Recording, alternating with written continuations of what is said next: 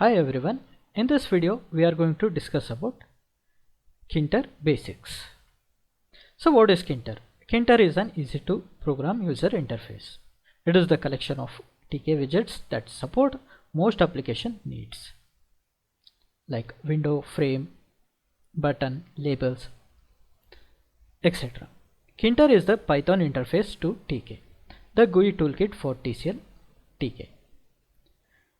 It was created by John Osterhut, who was originally at University of California at Berkeley. Currently, TCL TK is developed and supported by the Scriptix Corporation, which Osterhut founded.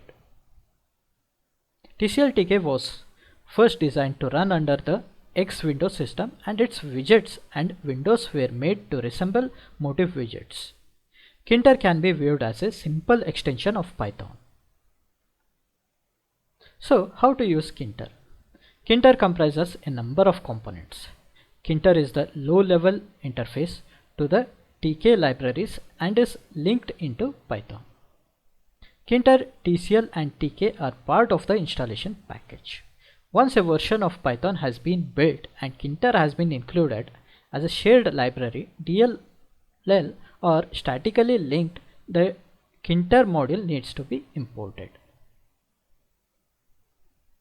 So how do we import and how do we type a code for Tkinter? First, we will have to import components. So from Tkinter, we are importing label and mainloop here. Then we have to create a label.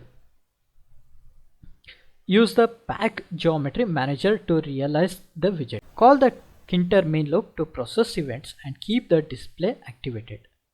We use mainloop to keep the display activated. So what are the Tkinter features? Tkinter adds object-oriented interfaces to TK.